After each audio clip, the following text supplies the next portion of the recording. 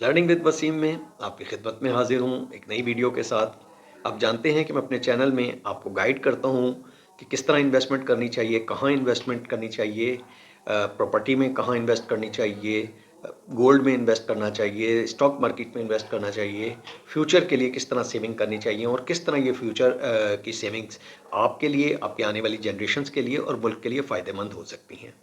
सो जब प्रॉपर्टी की हम बात करते हैं तो एक बहुत बड़ा कंसर्न ये होता है कि लोग प्रॉपर्टी में इन्वेस्ट तो ज़रूर करते हैं, लेकिन उनके जहन में ये होता है कि या तो हम प्रॉपर्टी में इन्वेस्ट करेंगे तो करोड़पति हो जाएंगे और या हम बिल्कुल उसमें रोडपति हो जाएंगे या बिल्कुल हम उसमें लॉस कर लेंगे।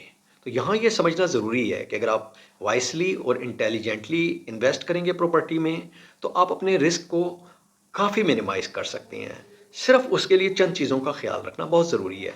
ख़ासकर जो बेसिक चीज़ें हैं उसका ख्याल करना तो इंतहाई ज़रूरी है। और कभी भी अगर आप कोई प्रॉपर्टी ख़रीदते हैं, प्रॉपर्टी में इन्वेस्ट करते हैं, ख़वाह वो घर के लिए इन्वेस्ट करते हैं या वो आप बिज़नेस के लिए इन्वेस्ट करते हैं या उसको आप फ्यूचर की सेविंग के लिए इन्वेस्ट करते हैं, तो कम से कम कुछ पॉइंट्स ऐसे हैं जो आप ज़रूर देखिए। तो आज मैं आपको 10 पॉइंट बताऊंगा। 5 वो डूज़ हैं जो आपने प्रॉपर्टी परचेज़ करते वक्त कंसीडर करने हैं और 5 वो डोंट्स हैं जिनका आपने बहुत ज़्यादा ख्याल करना है और किसी सूरत में भी उन 5 चीज़ों के ऊपर कंप्रोमाइज़ नहीं करना। तो सबसे पहले आ जाते हैं कि 5 डूज़ कौन से हैं। जब आप प्रॉपर्टी ख़रीदें तो इन 5 चीज़ों का बहुत ज़्यादा ख्याल कीजिए। सबसे पहले जो चीज़ है वो ये है कि जो भी आप प्रॉपर्टी ख़रीदें हैं, ख्वाह वो इन्वेस्टमेंट के लिए या अपने फ्यूचर के घर बनाने के लिए या सेविंग के लिए, तो उसमें एक चीज़ ज़रूर देखें कि अगर उसके 2 या 3 किलोमीटर के फासले के ऊपर कोई यूनिवर्सिटी, कोई एजुकेशनल इंस्टीट्यूशन है, तो ये आपके लिए बेहतरीन इन्वेस्टमेंट हो सकती है। उसको ज़रूर कंसीडर कीजिए। मे बी वो यूनिवर्सिटी अभी अंडर कंसीडरेशन हो, अंडर कंस्ट्रक्शन हो, बट आप जब प्रॉपर्टी ख़रीदने जाएं तो आप ये ज़रूर देखें कि उसके इर्द गिर्द 2-3 किलोमीटर के अंदर कोई यूनिवर्सिटी या एजुकेशनल इंस्टीट्यूशन बन रहा है या है, तो ये आपके लिए एक एडवांटेज है। दूसरी चीज़ ये है कि आप जब भी प्रॉपर्टी ख़रीदें इस चीज़ का ज़रूर ख्याल करें कि अगर 1 या 2 किलोमीटर के एरिया के अंदर जहाँ आप प्रॉपर्टी ख़रीद रहे हैं वहाँ कोई कमर्शियल बिजनेस एक्टिविटी है, कोई कोई मॉल बन रहा है, कोई एक शॉपिंग मार्केट बन रही है या एक कोई प्राइवेट या कोई ऐसी पब्लिक सेक्टर की वहाँ इन्वेस्टमेंट हो रही है कमर्शलाइजेशन के लिए, तो ये प्रॉपर्टी भी आपके लिए आने वाले वक्त में फ़ायदेमंद साबित हो सकती है। तीसरा पॉइंट जो ये है वो ये है कि अगर 3 से 4 किलोमीटर के रेडियस में कोई गवर्नमेंट ऑफिस बन रहा है या कोई ऐसी आईटी हाउस बन रहा है या कोई गवर्नमेंट सेक्टर कोई उसमें आगे जाके डेवलपमेंट करने वाली है किसी चीज़ के बारे में या कोई उनके ऑफिसेज बनने वाले हैं, तो इस चीज़ को भी कंसीडर कीजिए कि 3 से 4 किलोमीटर के रेडियस में अगर कोई गवर्नमेंट ऑफिस या उससे गवर्नमेंट से रिलेटेड कोई चीज़ है तो ये प्रॉपर्टी भी आपके लिए फ़ायदेमंद हो सकती है। तो ऐसी जगह पे आप ज़रूर इन्वेस्ट कीजिए।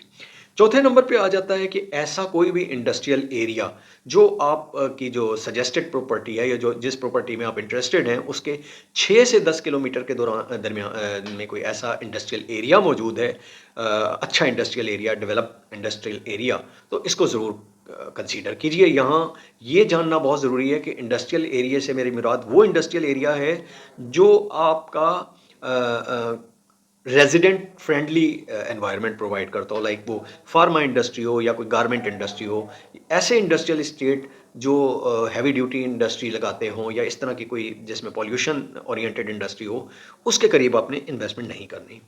पांचवा और आखिरी डू है वो ये है कि अगर आप जहाँ प्रॉपर्टी ख़रीद रहे हैं कोशिश कीजिए कि ऐसी जगह पे ख़रीदिए जहाँ आने वाले वक्त में मास्टर प्लान में कोई हाईवे, कोई रिंग रोड, कोई स्ट्रक्चर रोड, कोई बड़ी रोड उसके करीब एक्सपेक्टेड हो, मास्टर प्लान में हो, इवन 5 से 10 किलोमीटर के दरमियान हो और वहाँ से उस सोसाइटी या वो उस प्रॉपर्टी जहाँ आप परचेज़ कर रहे हैं उसका एक्सेस मौजूद हो, तो ये भी वो प्रॉपर्टी हो सकती है जो आपको आने वाले वक्त में अच्छा फ़ायदा देगी, बेनिफिट दे देगी। तो ये तो 5 डूज़ थे जो आपने करने हैं कभी भी प्रॉपर्टी परचेज़ करते वक्त, और कंसीडर करना है कि अगर इन 5 डूज़ में से आपको कोई अच्छी जगह मिल जाती है तो आप ज़रूर इन्वेस्ट कीजिए। अब आ जाते हैं 5 डोंट्स जो आपने नहीं करने। कभी भी प्रॉपर्टी आप परचेज करते हैं कोशिश कीजिए ऑड साइज का प्लॉट मत खरीदिए।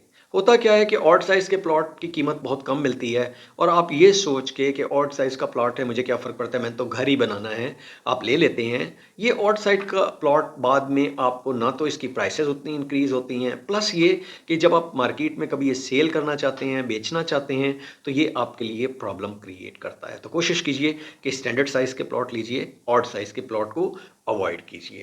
दूसरे नंबर पे जो डोंट है, वो ये है कि आप कभी भी ऐसी बाउंड्री वॉल सोसाइटी की या हाउसिंग कॉलोनी की ऐसी बाउंड्री वॉल जो परमानेंट हो, उसके ऊपर अपना प्लॉट मत लीजिए। देखिए बाउंड्री वॉल 2 किस्म की होती है, आपने बैरिया टाउन, बैरिया ऑर्चर्ड और डिफेंस में भी देखा होगा कि कुछ प्रॉपर्टीज़ ऐसी होती हैं जो टेम्परेरी बाउंड्री वॉल के करीब होती है। लाइक उसके बैक साइड पे जो ज़मीन होती है उसकी ऑलरेडी डीलिंग चल रही होती है सोसाइटी से और वो उसको खरीदने में भी सोसाइटी वाले या हाउसिंग कॉलोनी वाले इंटरेस्टेड होते हैं, तो वो तो टेम्परेरी होती है, उसमें तो आप सोच सकते हैं। लेकिन अगर कोई ऐसी बाउंड्री वॉल जो एक फिक्स्ड बाउंड्री वॉल है जिसमें आपको पता है कि वहाँ कोई चेंज नहीं आनी और वो सोसाइटी ने भी उसको फिक्स एक परमानेंट बाउंड्री वॉल बना दी है, तो उस बाउंड्री वॉल के करीब प्लॉट को अवॉइड कीजिए, क्योंकि वक्ती तौर पे आपको सस्ता मिल जाएगा, लेकिन जब ये सोसाइटी महंगी होगी तो आपका प्लॉट उस प्रोपोर्शन से, उस प्रोपोर्शनेट से महंगा नहीं होगा, बल्कि इवन इसको सेल करना भी आपके लिए फ्यूचर में प्रॉब्लमेटिक हो सकता है।